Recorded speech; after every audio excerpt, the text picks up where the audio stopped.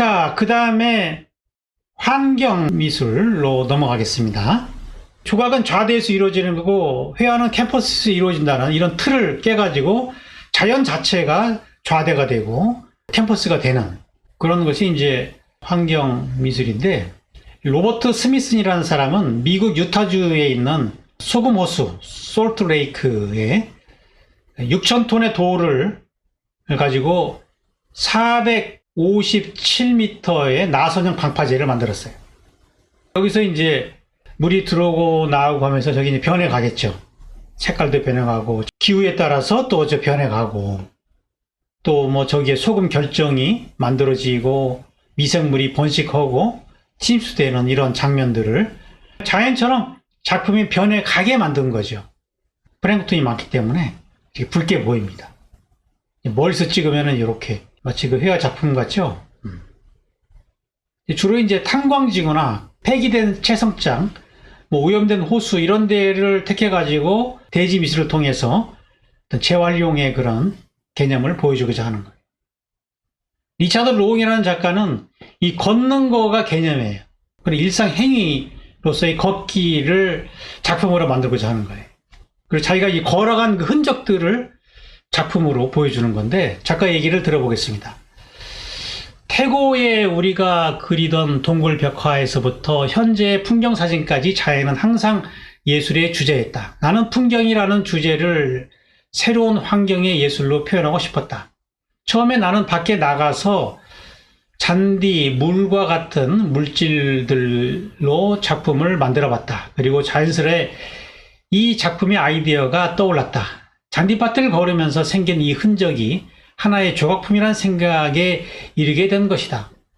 걷는다는 행동에는 시간, 거리, 지리, 측정이라는 컨셉이 모두 들어있다. 자기가 걸어간 그런 자취를 저렇게 표시해가지고 그 자체를 행위로서 작품으로 남기는 작품인데요.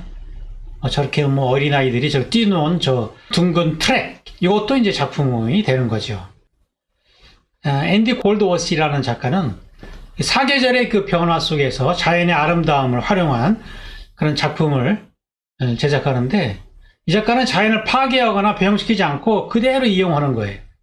자연의 그 컬러를 조형 요소로 이용하는 건데, 저기에 뭐 못을 가한다든지 뭐 톱을 이용한다든지 그런 거 일체 없어요. 오직 자기 손으로 신체를 이용해서 작업을 하고 그 다음에 다시 자연으로 돌아가게 하는 거예요. 계속 보관하는 것이 아니라 다시 자연으로 돌아가게 하는 거죠. 사진으로만 남는 거죠. 이 조형 작업을 이런 식으로 하고 있는 거예요. 작가의 말을 들어보죠. 우리는 종종 우리가 자연이라는 것을 잊고 있다. 자연은 우리와 분리되는 것이 아니다.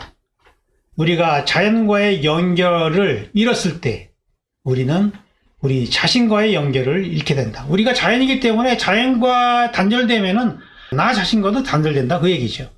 자연과 인간은 하나다. 그 메시지를 뭐 저런 식으로 풀어가고 있습니다. 나는 자연의 변화를 이해해야 된다. 그리고 나는 돌이나 더 영구적인 재료로는 작업할 수 없다. 나뭇잎이나 얼음, 눈, 진흙, 점토, 물, 밀물과 바람, 이 모든 것으로 작업할 필요가 있다. 자연의 변해가는 그 상태를 그대로 조형 작업을 하고 다시 자연으로 돌려보내는 그런 작업이라고 할 수 있겠어요. 그 다음에 이 작가는 월터 드 마리아라는 작가인데요. 이 작가는 뉴멕시코 서부에 있는 그 큐마도의 그 사막에 해발 2200m가 되는 고지대입니다. 여기에 지름 5cm, 높이 7m 정도 되는 스테인레스 장대를 400개를 꽂았어요. 장대 거리가 67m 정도 되게 400개를 꽂아가지고 번개가 칠 때 이게 피리침 역할을 하게 해가지고 그 번개를 조형 작업으로 하는 작가예요. 번개 치는 들판. 피리침이 있기 때문에 번개를 유도하는 거거든요. 그러니까 번개 치는 날만 작품을 볼 수 있는 거예요. 평소에는 이제 사막대기만 꽂혀 있는 것이고 번개를 칠 때 작품이 완성되는 거죠. 찰나의 그 순간. 작가의 말을 들어보죠. 나는 내가 생각하는 과정까지 예술의 덩어리라고 생각한다. 그것은 거대한 웅덩이를 파려는 것 같은 것이다. 웅덩이를 얻기 위해서는 땅을 파야 하는 것이다. 그러나 이렇게 웅덩이를 파려고 생각하는 과정이 바로 예술의 일부분을 이루는 것이다. 저런 아이디어를 계획하는 그 자체, 이것이 다 예술이라는 거죠. 생활 속에서. 자연과 인간의 합작품인데 번개와 작가의 의도가 만나서 작품이 완성되는 거죠. 근데 뭐 번개가 저렇게 자주 치는 건 아니라서 저 작품을 보려고 가봤자 볼 확률이 그리 높지 않아요. 운이 좋아야 저런 장면들을 목격할 수가 있고, 그러나 이제 저런 사진이 있기 때문에 그 사진으로 우리가 이제 감상을 할 수 있는 거죠. 그 다음에 크리스토는 포장하는 작가죠. 이 오스트리아의 그 시드니에 있는 그 산을 다 포장해 버렸어요. 이 작가의 의도는 작품이 하나의 그 규격화된 틀이어서는 안 된다는 거죠. 자연을 확장해 가지고 예술과 환경과 인간의 관계를 질문하는 뭐 그런 작품입니다. 작가 얘기를 들어보죠. 아무도 작품을 사서도 안 되고 상업적으로 이용해서도 안 되고 누구도 작품을 보기 위해서 입장료를 내서도 안 된다. 그러니까 작품이 미술관에 소장되고 상업적 용도로 거래하는 것 자체에 대한 저항 포인트를 갖고 있는 거예요. 작품은 자유로워야 하는 이유는 소유가 영구적인 속성 때문에 자유를 제약하기 때문이다. 우리가 소유한다는 그 생각이 자유로워야 될 예술의 속성을 저해한다. 그런 내용이 되겠죠. 자본주의에 대한 저항이라고 보면 되겠습니다. 자기 이제 부인과 같이 작업을 했어요. 잔 클로드라는 부인과 같이 작업을 했죠. 이거는 이제 캘리포니아의 해안 지방에 설치한 작품인데, 이 언덕, 계곡, 들판을 거쳐가서 바닷가까지 울타리를 쳤어요. 높이가 한 5.5m고 길이가 39.4km, 만리장성처럼 엄청난 길이의 울타리를 쳤는데, 저걸 치기 위해서 3년 동안 법적 투쟁을 했고요. 저기에 들어간 비용이 40억 원인데 저 경비를 마련하기 위해서 드로잉 작품을 만들어서 이제 판매를 하면서 자금을 모아야 했고, 주로 이 작가는 후원금도 별로 안 받아요. 자기가 저런 아이디어를 팔아요. 아이디어 스케치를 팔아가지고 그걸로 이제 자금을 만들어가지고 이제 한 건씩 하고 그러는데, 저 작품을 2주 후에 철거를 했어요.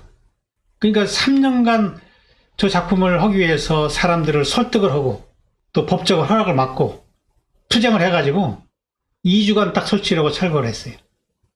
이 작가는 다 2, 3주예요. 길게 안 갑니다. 왜냐면 그게 개념이기 때문에.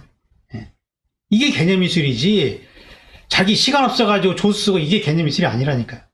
여기에는 수많은 인력이 동원돼야 되는 거죠. 그 사람들한테 지불된 비용이 수백억이 지불된 거예요. 수백억이. 관리하고 뭐 사진 찍고 설치하고 그 인력들한테 들어간 비용이. 그러니까 자기가 그렇게 돈을 벌어가지고 그런 사람들을 동원해가지고 예술에 참여시키고 돈을 벌게 해줬잖아요. 기업가처럼. 이 사람의 개념은 예술이라는 것은 자유로워야 되는데 미술관에 보관되는 순간 그 자유로움의 속성이 깨진다고 보는 거예요. 그래서 이제 철거를 하는 것이고, 영원하지 않는 작품을 만들고자 하는 거죠. 사라질 작품.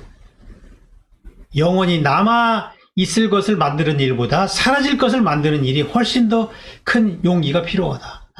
아니, 수십억대를 들여 만든 거를 2주 만에 철거를 해야 되는, 이거를 만들 그 용기, 이건 용기죠. 돈이 문제가 아니라 이걸 설득하기 위해서, 어떤 거는요 시장을 설득해야 됐고, 설득이 안 되면 10몇 년을 기다려야 되는 그런 프로젝트도 있어요.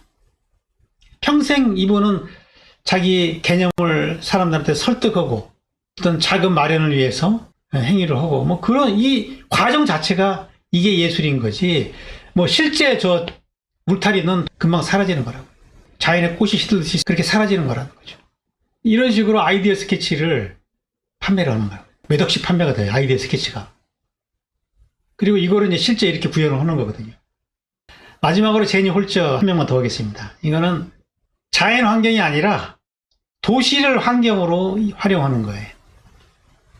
환경이 꼭 뭐 자연만 있는 것이 아니죠. 요즘은 도시도 하나의 환경이 되니까. 그래서 이 작가는 뭐 LED 전광판이라든지 이 건축물에다가 빔을 써가지고 뭐 시처럼 짧은 문장을 투사해가지고 우리한테 교훈이 될 만한 또는 뭔가 사색을 허기하는 그런 문장들을 시적으로 이렇게 제시를 하는 거예요. 내가 원하는 것들로부터 나를 지켜줘라는 이런 문구를 라스베가스 향락적인 도시 LED 전광판에 쏘기도 하고, 또 저렇게 빡빡한 마천루 같은 빌딩 숲에 빔을 쏴가지고 시를 글씨로 표현한다, 이렇게 보시면 되겠어요. 작가의 말입니다. 많은 대중들이 오가다가 내가 벽에 투사한 문장을 보고 발길을 멈추고 천천히 읽고 있는 걸 보면 참 좋다. 나는 이 고요함을 사랑한다. 뭔가 저런 문장을 통해서 낯섦을 경험하고, 건물에 저런 글이 써 있으니까 얼마나 신기하겠어요. 이런 식으로 과도한 정보의 홍수 속에서 언어에 묻어진 현대인들에게 경각심을 일깨워주고 싶다. 언어적인 것과 그 환경적인 것을 종합해가지고 이런 작품을 하기도 합니다. 네. 과거의 그 모더니즘의 형식주의에서 완전히 벗어나가지고 우리 삶 속으로 뛰어든 이런 포스트 모던 시대의 개념 미술을 오늘은 살펴봤습니다.